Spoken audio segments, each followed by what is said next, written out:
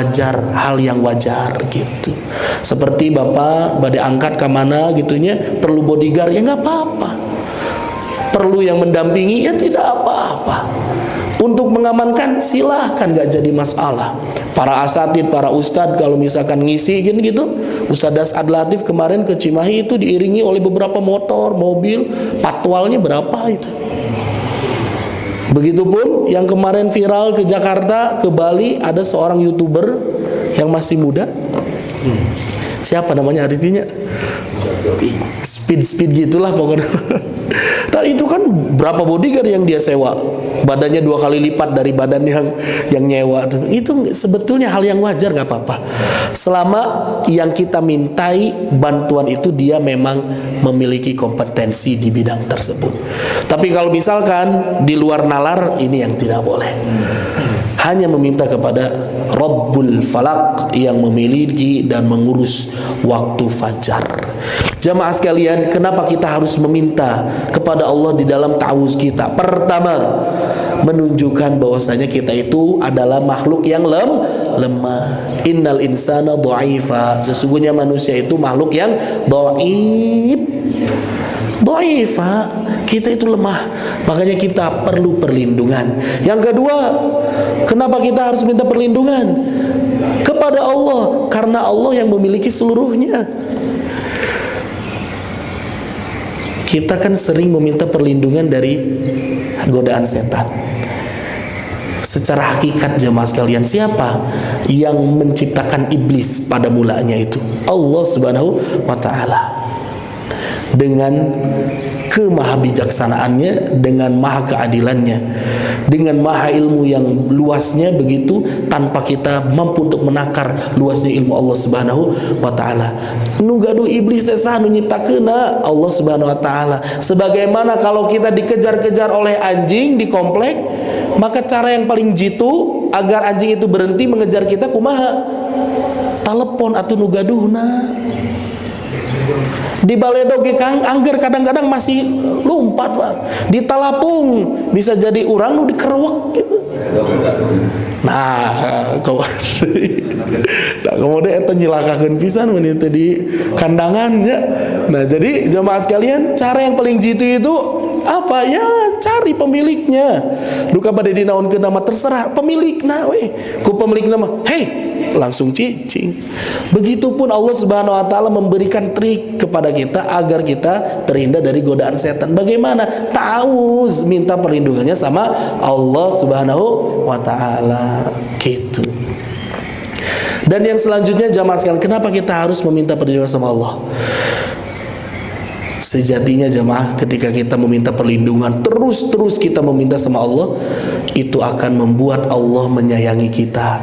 Allah itu akan menurunkan kasih sayangnya kepada orang-orang yang memelas kepadanya. Kalau kita memelas kepada makhluk, bukan mulia kita di sisinya, bahkan bisa jadi kita dipandang remeh dan rendah di hadapan orang tersebut. Kemudian anu disuhunkeun bantosan teh jalmi nu teu gaduh, kan balik naros ngabantos sanaon abigi cenah bantosaneun gitu. Tapi kepada Allah Subhanahu wa ta'ala, semakin kita merendah dan meminta kepadanya, semakin Allah menyanjung dan meninggikan derajat kita. Makanya kita perlu jamaah terus meminta kepada Allah Subhanahu wa ta'ala.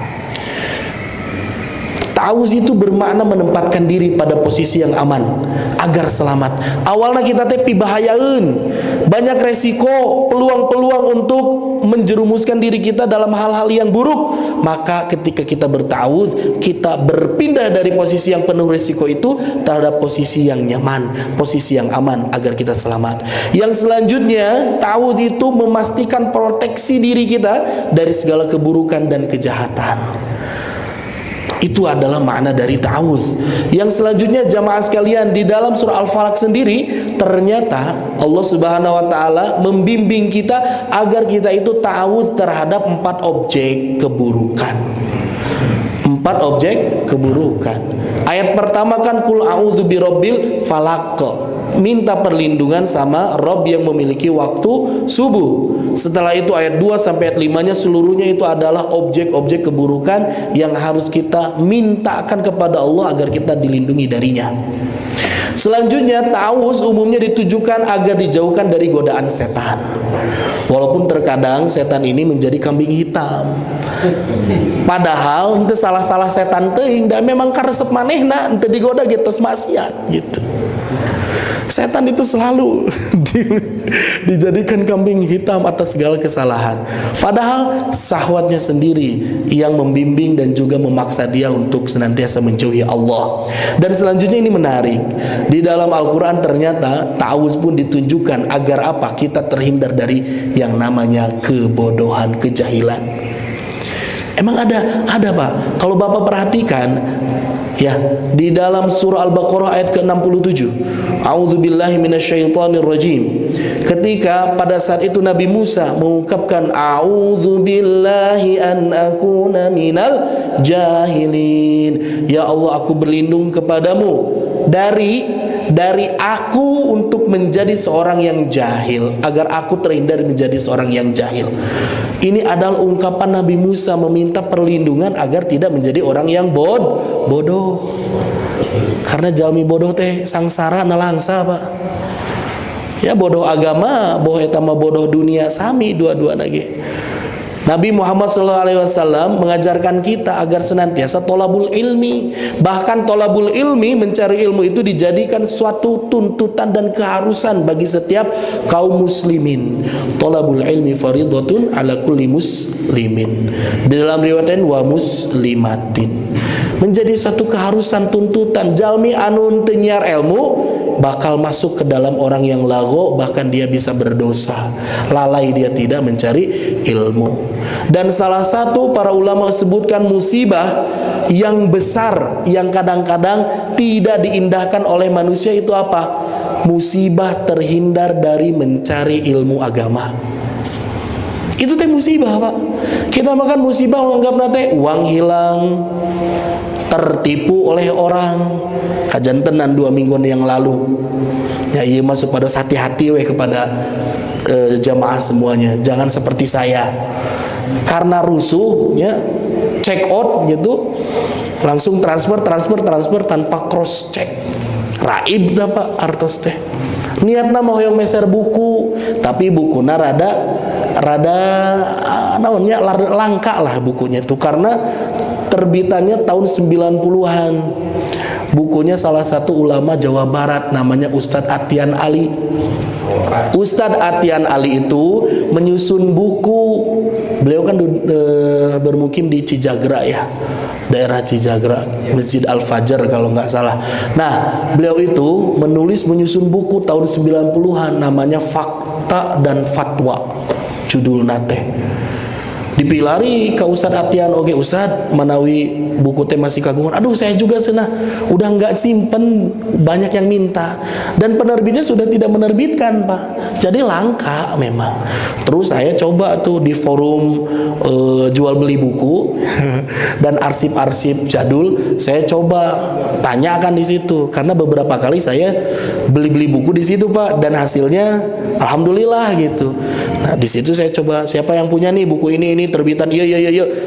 Ternyata ada yang nge-WA saya, Kang, peryogi kene teh bukuna, soalnya gitulah. Awalnya masih seperti itu leres, karena saya sekali 2 kali pernah transaksi di situ aman-aman saja. Pada saat itu ternyata ya qadarullah katipu gitu. Segera Pak ditransfer agar bukunya bisa dikirim besok siang sudah ada di rumah Bapak sana gitu. Tergiur Pak, kirim weh. Akhirnya tertipu. Kenapa bisa tertipu? Bodoh Pak. Bodoh. Padahal ku anjeunna teh dikintun video. Saya lihat videonya betul buku, tapi teu dikupingkeun suarana. Ternyata suaranya itu video orang yang sudah menerima buku. Wah, bukunya bagus, sudah diterima. Waktu pengirimannya cepat segala macam. Kan itu mah pakar batur ya. Ku saya teh dibuka teh dikupingkeun gitu, dibuka we unggul. Oh nya berarti benar gitu. Kitu. Les we tidinya mah Pak ical. Naudzubillah, tapi ternyata Allah ganti dengan yang lebih banyak. lebih berkah insyaallah. Jadi terhindar dari kebodohan. A'udzubillahi an akuna minal jahilin. Nabi Muhammad SAW berikan kepada kita anjuran, bahkan tuntutan untuk apa? Mempelajari bahasa asing. Agar apa? Agar tidak dibodohi orang. Kalau bisa bahasa, tidak akan dibodohi oleh orang lain. Itu adalah perintah Nabi. Maknana naon? Bodoh di dieu teh jangan hanya sekedar difikirkan bodoh dalam ilmu agama. Tidak, bodoh dunia juga harus kita fikirkan agar terhindar dari kemafsadatan. Dan yang terakhir jamaah sekalian, ya, kita bahas 2 ayat saja. Di ayat yang kedua, Allah Subhanahu wa taala mengungkapkan kita meminta perlindungan, bertawud kepada Allah dari apa atuh? Objek yang pertama adalah min syarri ma khalaq. Min dari syarrun itu artinya keburukan. Syarrun artinya kejahatan. Ma apa-apa, khalaqo di sini adalah fi'il madhi ma'lum. Maknanya menciptakan. Sekali lagi, kholako itu artinya menciptakan, Pak. Dia bentuknya bukan diciptakan, tapi menciptakan. Namun di sini siapa yang menciptakan? Kembali merujuk kepada birobbil falak, maknanya Allah Subhanahu wa taala.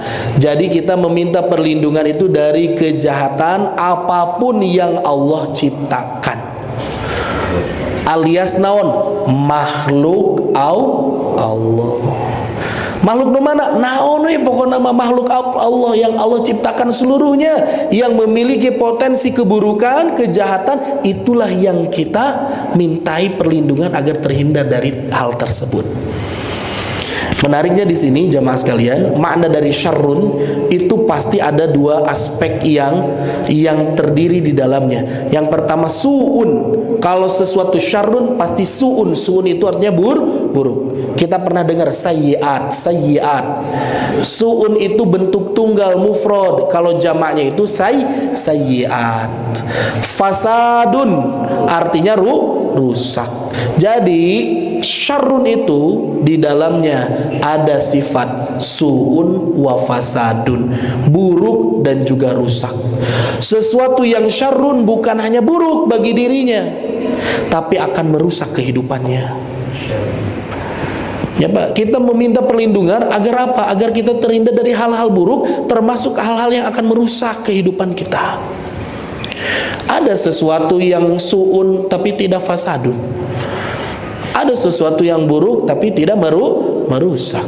Tapi ini mah syarrun mah ada dampak rusak nate. Dan itulah yang kita mintakan perlindungan kepada Allah Subhanahu wa taala. Ibnu Katsir menyebutkan, disebut makhluk di situ siapa? Makhluk Allah termasuk di dalamnya iblis wa dzurriyyatuhu, iblis dan juga keturunannya. Kita minta perlindungan dari apa yang diciptakan Allah termasuk iblis. Apalagi termasuk jahanam. Nah, jadi secara tidak langsung kita pun meminta agar terhindar dan dijauhkan dari api neraka. Makhluk di sini teh. Siapa lagi, Pak? Jin, manusia, semuanya yang memiliki syarrun. Gitu. Makanya dalam tafsirannya itu min kulli syarrin dzi syarrin, dari setiap keburukan sesuatu yang memang memiliki keburukan.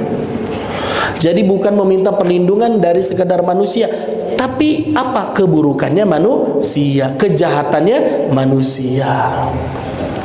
Min syarri ma khalaqa. Dan yang menarik satu lagi tafsirannya, ma khalaq di sini pun meliputi kejahatan diri sendiri. Yang kadang kita lengah dari hal tersebut jemaah sekalian. Karena makna ma khalaqa itu min duni ma siwahu, segala sesuatu yang selain Allah Subhanahu wa taala. Karena Allah tidak memiliki sifat syarrun. Allah itu tidak jahat. Wa mallahu bidzallamin lil abid, dan tidaklah Allah sedikit pun berzalim kepada hamba-hambanya. Wa mallahu yuridu dzulman lil alamin, dan Allah tidak sedikit pun punya iradah. Jangankan bentuk kezaliman, bentuk kejahatan, keinginannya saja untuk menzalimi itu Allah tidak punya jemaah. Kalau kita mempertanyakan terus kenapa ada azab, terus kenapa ada orang yang disiksa, itu adalah bentuk keadilan Allah Subhanahu wa taala. Lamun teu disiksa, malah Allah nu teu adil gitu. puguh adilna Allah teh ku nyiksa anjeunna da anjeunna tos maksiat. Min syarri ma khalaq, jadi termasuk di dalamnya adalah kejahatan diri kita sendiri. Emang ada kejahatan diri kita? Ada, Pak. Nabi pun minta perlindungan dari kejahatan diri sendiri. Di mana Nabi minta perlindungan? Sering sekali ketika Nabi membuka forum, mau ceramah, mau diskusi atau memberikan informasi apapun itu, ketika di awal kan Nabi selalu mukadimah, Pak. Ada pembuka, mukadimah. Mukadimah yang Nabi baca yang paling sering, riwayatnya banyak itu apa? Innal hamdalillah nahmaduhu wa nasta'inuhu wa nastaghfiruh. Yang pertama menyebutkan bahwasanya segala pujian itu milik Allah. Kita itu bertasbih kepada Allah, meminta perlindungan kepada Allah, meminta ampunan kepada Allah. Wa nastaghfiruh wa na'udzubillah. Yang kedua tuh, Nabi itu meminta perlindungan. Setiap mau ngomong itu informasi, mau kajian, mau apapun itu dengan para sahabat, selalu mukadimah. Wa na'udzubillahi min syururi anfusina wa min sayyiati a'malina. Dua yang mintakan perlindungan oleh Nabi Muhammad SAW. Apa? Min syururi anfusina. Syurur teh naon? Syurur teh jamak tina syarrun. Syarrun matunggal kejahatan ngan hiji, lamun suur kejahatan syurur. Pakai shin kade. Jangan pakai sin. Kenapa pentingnya kita belajar makhraj? Tah ieu lamun ngangge sururi artinya kebahagiaan, surur teh Pak. Surur. Kullu am wa antum surur. Mudah-mudahan setiap tahunnya kamu senantiasa mendapatkan kebahagiaan, kesenangan. Surur. Tapi kalau syurur pakai shin, syurur itu maknanya kejahatan-kejahatan. Syururi anfusina, diri dan jiwa kami, kejahatan diri sendiri. Kade itu teh Pak. Kadang kejahatan itu tidak datang dari orang lain, tidak datang dari faktor-faktor eksternal, tapi malah muncul dari keinginan kita sendiri. Ngajahat ka batur, ngadolim ka batur. Orang nama teh didoliman kan dolim we ka batur tuluy gitu. Kade berijeun kalau misalkan kita melaksanakan satu ketentuan yang Allah tidak suka ataupun bermaksiat kepada Allah, mudah kita meminta maaf kepadanya, Pak. Meminta maaf kepada Allah itu lebih mudah dibandingkan meminta maaf kepada makhluk Allah. Kepada Allah mah tinggal kita minta istighfar, kita bertaubat, angkat tangan kita, menetes air mata kita, Allah berikan ampunan. Tapi kalau misalkan dosanya itu akibat dari tangan yang memukul, akibat dari ucapan yang masuk dan melukai hati, akibat mata yang memandang dengan sinis dan merendahkan, itu berat untuk dimaafkan. Karena apa? Urusannya harus langsung dihalalkan kepada orang yang bersangkutan. Dan ini mulai dari mana? Syururi anfusina, mulai dari kejahatan diri kita sendiri kepada orang lain. Kenapa? Kalau misalkan kita sudah bermuamalah secara lama, berinteraksi, hidup berdampingan, baik itu di dalam lingkungan pekerjaan ataupun dalam pertemanan. Kalau mau pergi, kalau misalkan mau pamit teh tah nyuhunkeun istihlal, minta untuk dihalalkan. Kalau misalkan sudah forum kayak gini, misalkan tos main pingpong ataupun naon we eta mah, bilih pas nalikan nyemai cedek beunang ka pangambungna, tah bilih gitunya. Nalikan nahan semese ternyata langkung apik, nahan cetak, wah maneh ngan kiwungkul tanaga teh meni uperahan pisan. Tah bisa jadi dengan ucapan-ucapan itu. Ketika kalah akhirnya cemberut, manyun ya, dendam, pulang we. Kade itu hanya permainan jemaah. Itu hanya permainan. Masa dari permainan ini malah merusak keharmonisan. Ya, jadi jemaah sekalian, setelah bermain, berkumpul apapun itu, teu aya salahna istihlal, salam-salaman heula gitu. Senyum, happy ending tungtungna teh. Karena apa jemaah? Kalau misalkan ini terus dilanjutkan dan kebiasaan buruk ini terus ada, itu ditumpuk kesalahan. Wah, hese. Ya, jadi mantapnya kalau misalkan mau selesai kerja atau mau pergi, mau berpindah pun istihlal kepada orang-orang. Bilih aya anu pernah kanya nyeri, kararaheut gitu tah. Itu teh penting. Kalau udah kebawa mati mau gimana? Mau ditukar dengan saldo kebaikan kita, bari jeung saldona sudah tipis teh sana dibagi-bagi ka batur, kan enggak mau.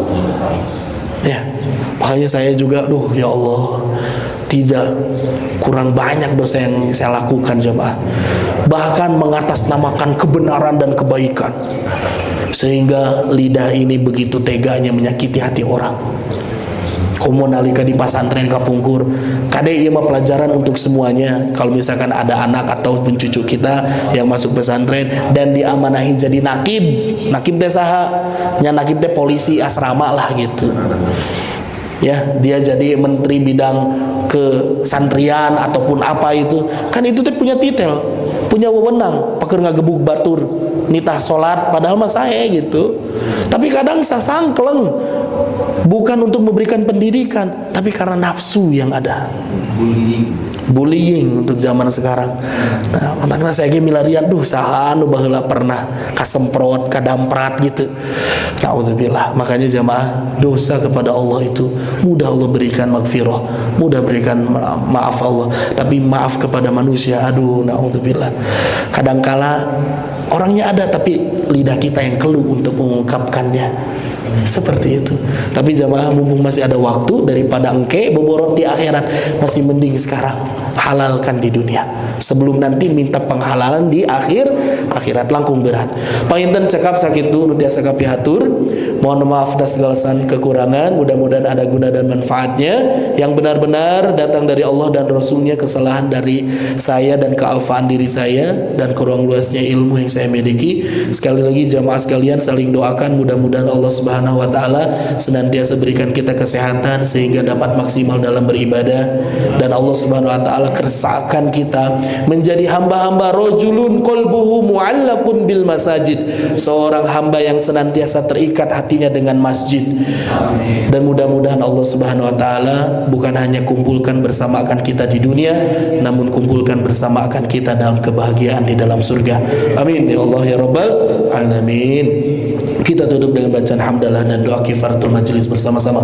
Alhamdulillahil alamin. Subhanakallahu bihamdika asyhadu an la ilaha illa anta astaghfiruka wa atubu ilaik. Wal afu minkum. Wassalamualaikum warahmatullahi wabarakatuh.